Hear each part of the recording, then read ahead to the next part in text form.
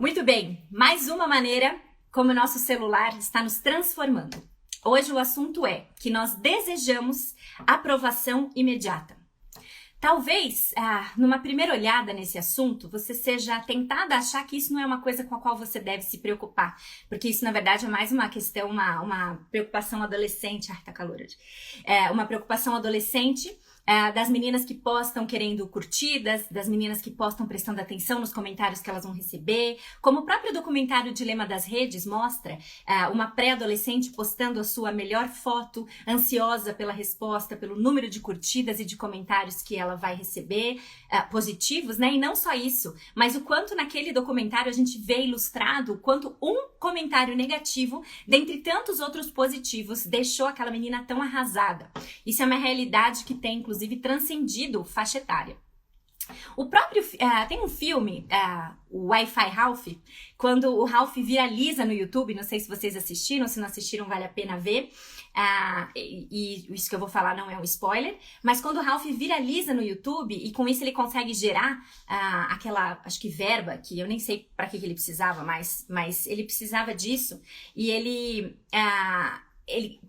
fica animado com aquela verba que ele tá recebendo porque ele tá viralizado e ele fica embriagado pelos milhares de comentários positivos que ele recebe a cada vídeo que ele faz. Mas quando o inevitável comentário negativo, e eles são inevitáveis, aparecem, ele fica desolado, fica sem saber o que fazer. E aí as assistentes do local que ele tava lá gravando diz, puxa, a gente esqueceu de contar o segredo do YouTube pra ele. O segredo é não leia os comentários. Não leia os comentários. Desejo por aprovação imediata. Ai, muito obrigada, meu amor, pelo ventilador.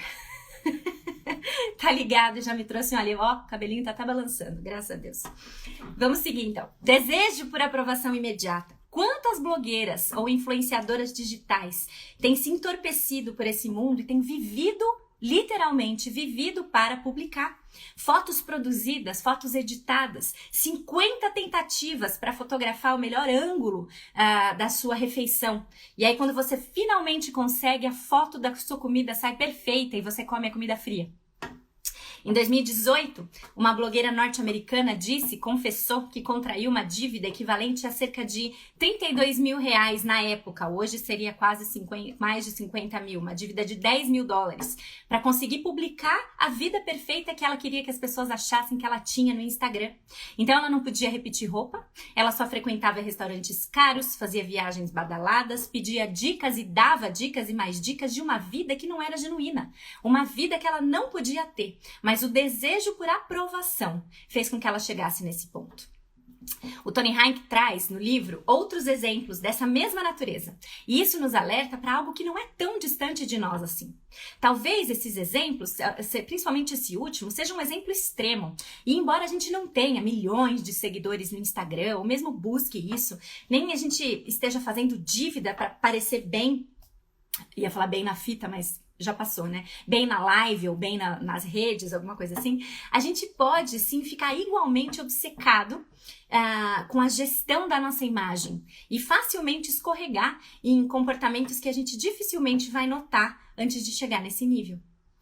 Então, a revolução digital e o aumento da exposição da vida das pessoas também tem feito algo muito interessante trazido pelo Reinck no livro, que é a substituição, isso aqui eu achei muito interessante. É a substituição que a gente tem feito da nossa admiração. Se antes a gente admirava os heróis, hoje nós admiramos e seguimos celebridades. E essa é uma grande diferença. Porque isso, na verdade, é o que alimenta esse sistema que a gente critica. É quem a gente segue que alimenta o próprio sistema que a gente tem buscado criticar, olhar com um olhar mais consciente. As celebridades, elas obtêm aprovação imediata. Os heróis, muitas vezes, eles nem sequer são reconhecidos como tal na época em que eles fazem o seu feito heróico, que os tornam reconhecidos mais tarde. É o tempo que produz um herói, não as imagens. Então, o herói é tido como tal, né? Ele é considerado um herói em função dos seus atos de bravura, seus atos de coragem, e eles são muito respeitados ao longo do tempo. A sua imagem no sentido daquilo que ele fez, daquilo que ele conquistou em favor normalmente do próximo, né?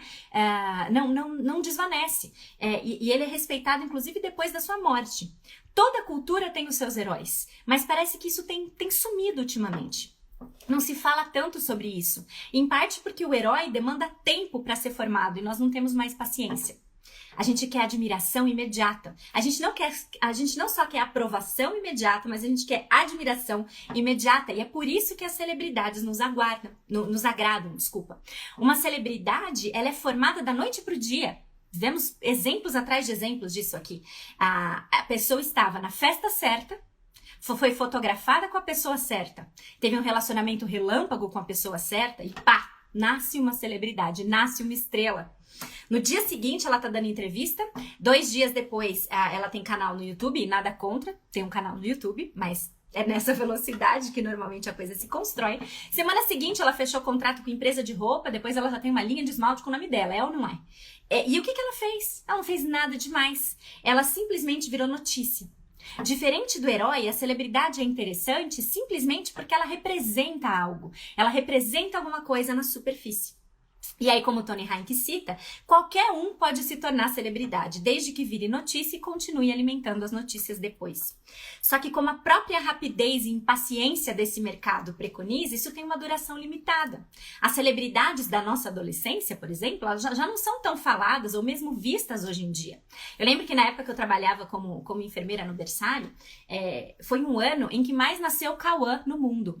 Se você tem um filho Cauã, namora um Cauã, casou com Cauã, não é uma crítica, mas assim, por quê? Por que lá em 2007, 2008 tinha tanto Cauã nascendo? Porque o Cauã Raymond, que a gente quase não ouve falar hoje, embora ainda esteja por aí, era o grande mito, né? E a gente vê que as coisas acompanham isso. As celebridades, elas têm o seu momento e depois passa e é substituído por outras pessoas. Outras pessoas que hoje a gente ouve falar, vê as meninas mais novas aí tudo falando, e a gente, quem é? Eu nem sei quem é. É assim que acontece, o tempo passa e elas passam. A passagem do tempo que cria e que estabelece um herói é a mesma que destrói uma celebridade. Quando a gente busca a aprovação imediata a qualquer custo, essa ascensão muito rápida até pode vir, mas vai cair na mesma velocidade, aprovação imediata, algo que desvanece. E isso também desvanece porque não é real. A aprovação imediata que é obtida por meio das redes sociais, ela não é um bom substituto para a intimidade real. O que tem, como a gente tem visto já e viu bastante na semana passada, inclusive aumentado a nossa sensação de solidão. É possível ser um influenciador digital com mais de 1 milhão de seguidores e colocar um fim na sua própria vida para escapar da solidão. Por quê? Porque o que se constrói a partir dessa motivação nas redes sociais não é genuíno. É o vício por uma imagem construída online. E esse vício torna impossível haver uma intimidade real. Porque a gente não se mostra, a gente tem se acostumado a não se mostrar mais sem filtro.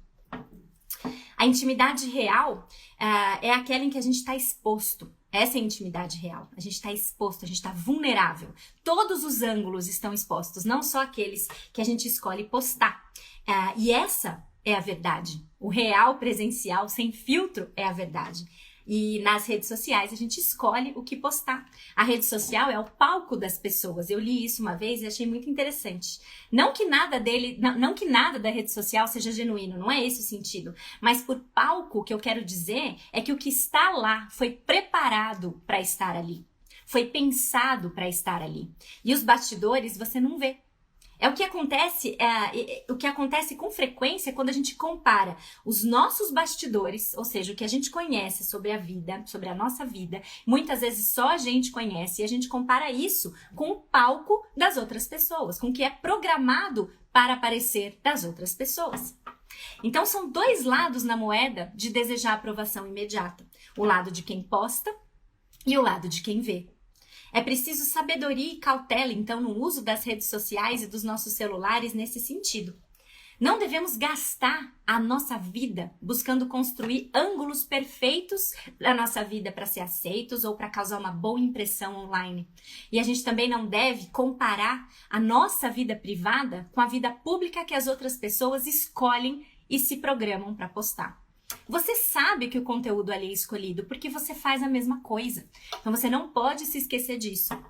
É um jogo perigoso. E a gente precisa saber disso se optarmos por estar nas redes sociais, porque é perigoso. Os relacionamentos reais, eles têm se tornado mais difíceis diante de uma realidade tão mais fácil, inclusive, como são os amigos online no quesito aprovação. Obter aprovação. É muito mais fácil ser imediatamente aceito no mundo virtual do que é no mundo presencial. Os sites de relacionamento pela internet, inclusive, estão aí para mostrar isso. De novo, eu não tenho nada contra eles. Conheço várias pessoas que se conheceram, casaram e duraram através de sites de namoro e etc. Mas são elas mesmas, inclusive, pessoas que se conheceram assim, que trazem e que comentam sobre os desafios inerentes a você conhecer alguém para se relacionar dessa forma. Numa plataforma assim, você pode ser quem você quiser. Aqui é onde vale a máxima de que você pode ser quem você quiser. Quem você quiser. Você pode mostrar só aquilo que você quer de você. Os relacionamentos virtuais, as plataformas virtuais permitem isso. Falando nisso, sexta-feira, eu assisti um novo um filminho, de novo, né? Um filminho novo não, mas um filminho muito fofo. Talvez você já tenha assistido, é um daqueles clássicos Água com Açúcar. Mensagem para você, ou You've Got Mail. Tom Hanks e Meg Ryan. Que filminho, né? Tão água com açúcar. E é engraçado assistir ele depois de muitos anos, porque na época que ele foi lançado, parecia uma coisa super revolucionária. Aquela caixinha, tem até o barulhinho da internet de escada, e aí aquele barulhinho quando chega o e-mail, que aparece a caixinha de correio abrindo. Os dois se conhecem pela internet, usam pseudônimos, e aí eles trocam mensagens que, curiosamente, elas são altamente impessoais, porque esse é o trato, eles não podem conversar sobre nada que seja pessoal, mas ao mesmo tempo que eles não podem conversar sobre nada pessoal, eles se envolvem de uma tal forma que eles têm conversas muito mais profundas com aquele estranho, que eles se conhecem só pelo pseudônimo, muito mais profundas do que com as próprias pessoas com quem eles atualmente estavam se relacionando. E aí, é aquele filme que você já começa sabendo, você já sabe o final, você só quer saber como, né? Eles logicamente se apaixonam, e é claro que na vida real eles já se conhecem e eles se odeiam, mas eles não sabem quem é quem. Então era possível nesse filme que duas pessoas se detestassem presencialmente ao mesmíssimo tempo em que elas se envolviam cada vez mais no virtual. Meg Ryan e Tom Hanks também deram assim uma cara fantástica pra esse filme. Filminho Água com Açúcar dos bons, eu não dei spoiler nenhum, porque na primeira cena você já sabe, você fala, eles vão ficar junto no final, só quero saber como. Então, se você ainda não assistiu, assiste aí se você quiser. Ou não, tanto faz. Então, isso é interessante. Um filme Água com Açúcar, altamente previsível, mas que trouxe luz a essa questão que é muito verdadeira. Você pode escolher quem você quer ser virtualmente, mas na vida real não tem filtro. E aí, como o Tony Hayek coloca, não tem valência para a vida real. Para esconder as suas falhas, te dar a melhor iluminação. E a comodidade de um relacionamento superficial online pode fazer com que a gente passe a enxergar os relacionamentos de carne e osso, como a gente viu semana passada, como muito complicados, como algo que não vale a pena investir. Mas, como a gente viu na semana passada, Deus nos criou como seres relacionais, relacionamentos presenciais, encarnados, né? Então é isso que a gente precisa buscar com todas as suas dores e muitas das suas delícias também. Então toda essa conversa gira em torno de algo importante e já no título desse episódio de hoje a gente vê isso. Qual é o tema? Aprovação. Buscar a glória do homem ou buscar a glória de Deus? Jesus Cristo nos ajuda a discernir entre a glória do homem e a glória de Deus, em uma história descrita em João capítulo 12. João 12, versículos 27 a 43. O que está acontecendo nessa passagem, João 12, 27 a 43, é o seguinte, e o contexto imediato dela.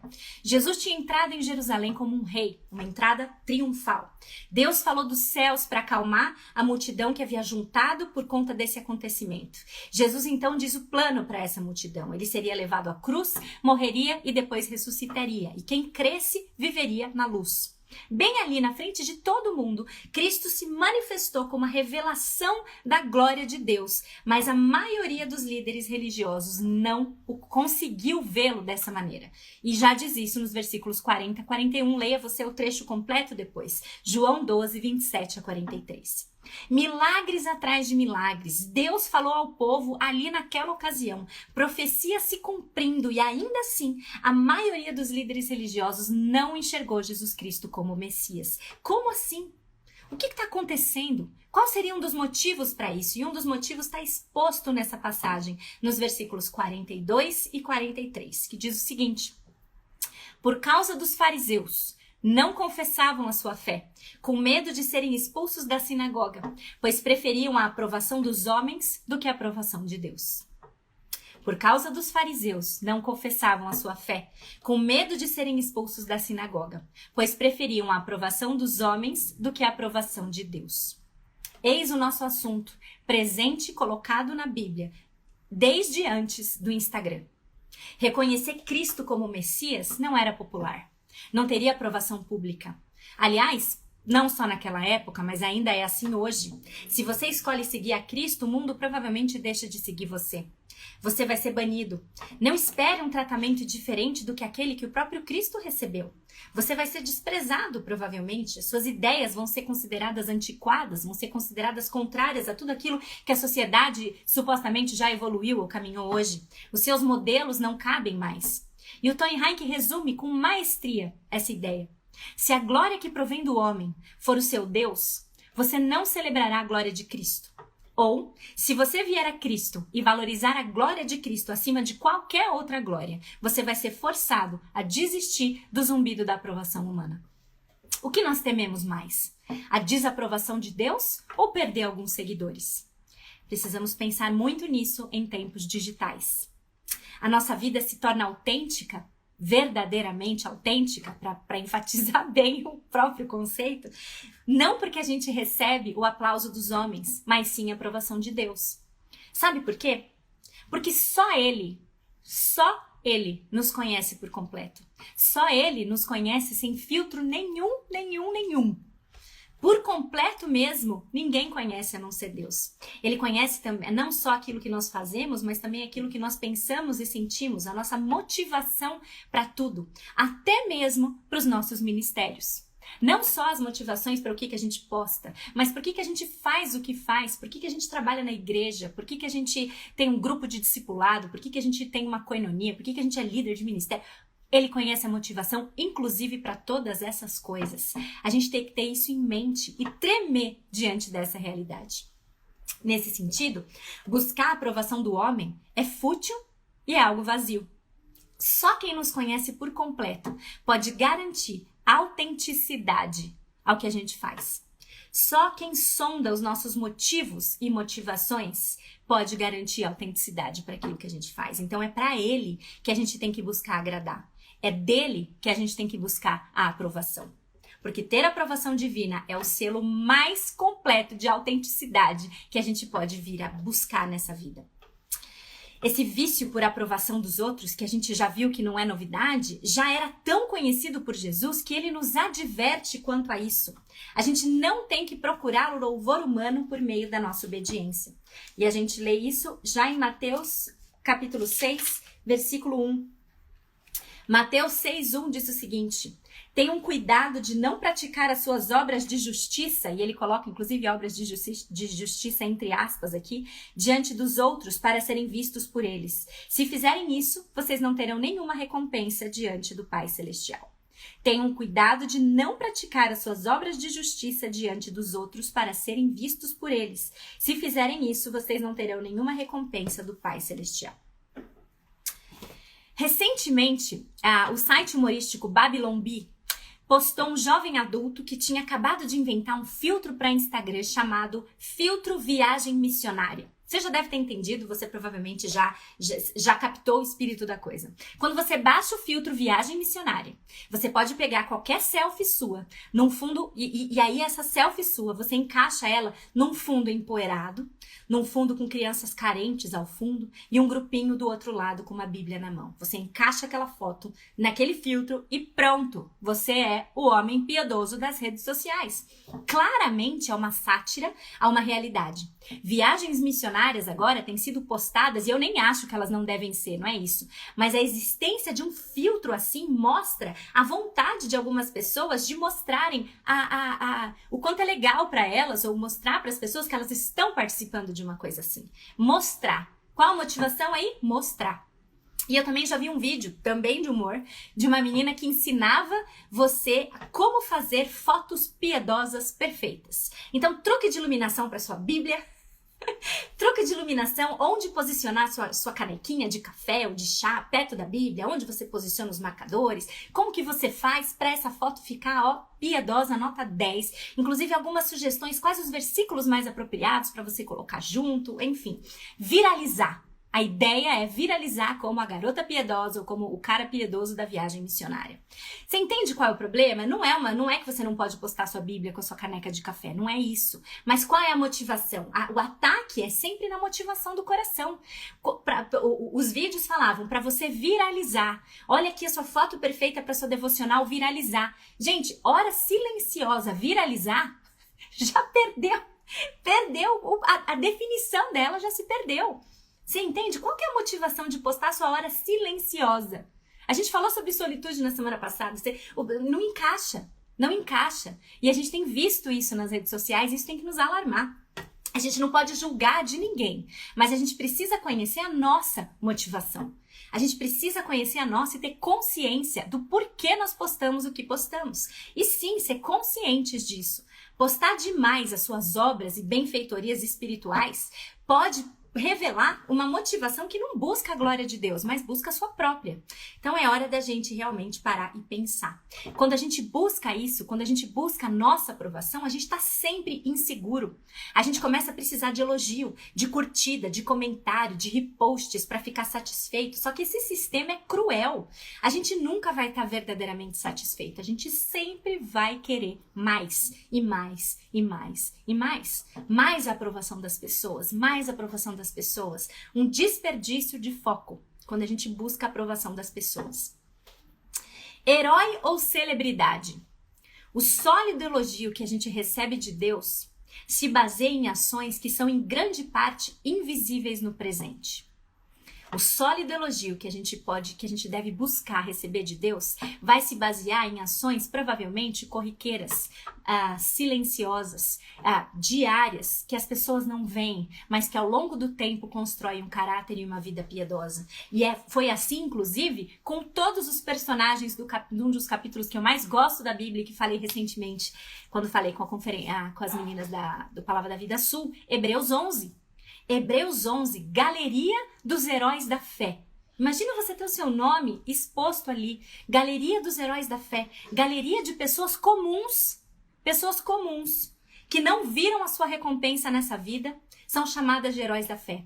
Pessoas comuns que fizeram aquilo que elas tinham que fazer, que agiram com obediência, com fidelidade diante de grandes desafios, grandes provações, e por conta disso foram reconhecidas. Não porque fizeram algo que as tornou extremamente famosas e depois sumiram, mas pessoas que no dia a dia cumpriram o seu chamado e por isso, com bravura, com fidelidade, com obediência, foram reconhecidas ao longo do tempo e expostas lá no Novo Testamento como pessoas das quais o mundo não era digno. Essa é a aprovação de Deus que a gente tem que buscar.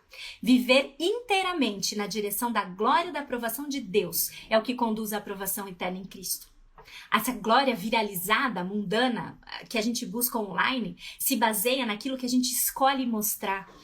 E isso pode nem sequer ser verdade, como a gente viu nos exemplos do começo, e que talvez, se você pensar, você mesmo já tenha postado alguma imagem de algum momento que parece que é um momento super de felicidade, mas que na verdade estava...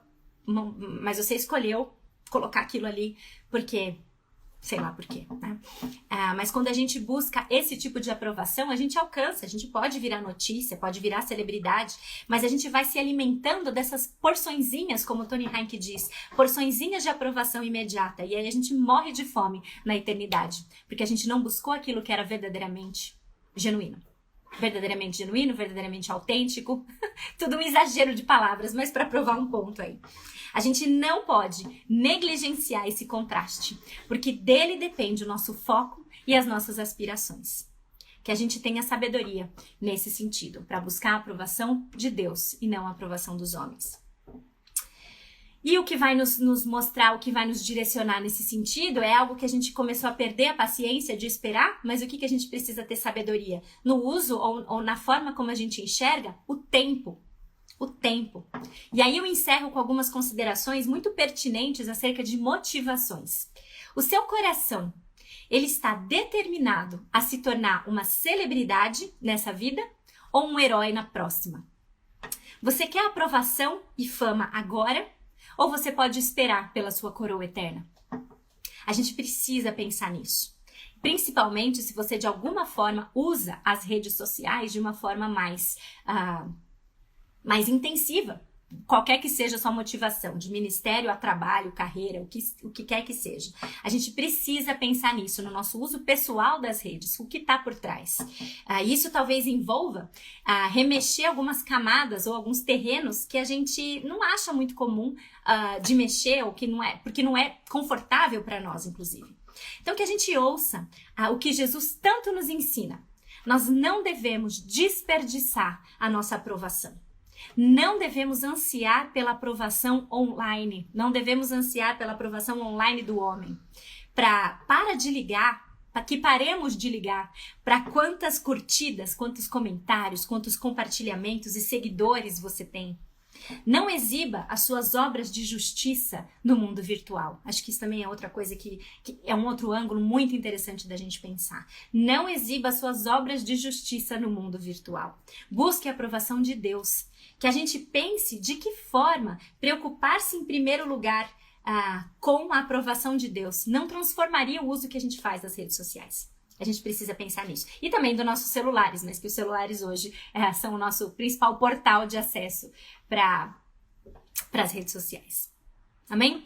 Então, que ele nos ajude a pensar nesse sentido, a fazer um uso consciente, novamente, do celular sob esse prisma, buscando sempre a aprovação de Deus e não a glória do homem, porque essa é extremamente passageira.